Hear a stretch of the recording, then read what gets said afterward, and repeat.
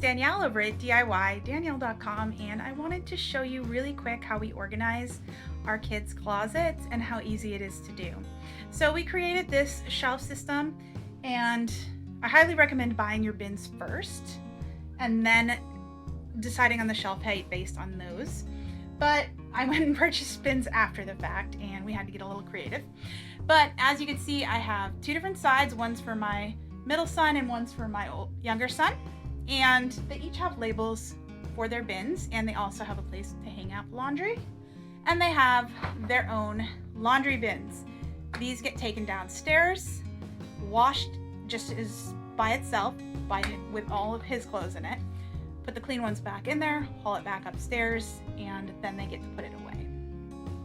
Okay, so as you can see, there's underwear, sleeveless shirts, we have short sleeve shirts, pants, we have pajamas and shorts, and I have another bin that is for long sleeve. I haven't organized up there yet, but what I'm going to do is swap out the long sleeve one with the sleeveless shirts so that we can have seasonal clothing available and easy for the littlest one to reach.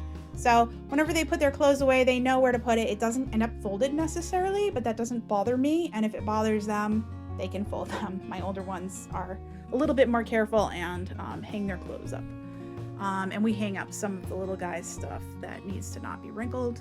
But for the most part, I just kind of let things go a little bit because it's okay.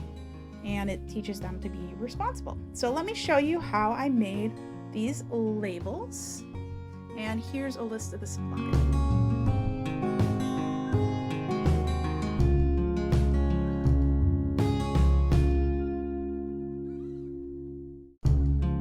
If you want to use this specific printable, I have it available to subscribers on DIYDanielle.com. Start out by printing and cutting around each of your labels. Layer your labels in between the laminate sheet. It's kind of like a little pocket you put it in. Run the whole thing through your laminator. Next, you just have to cut around the individual labels, making sure to leave enough room on the outside of each so that you have a clear border. Punch a hole in the top for your ribbon and add your ribbon.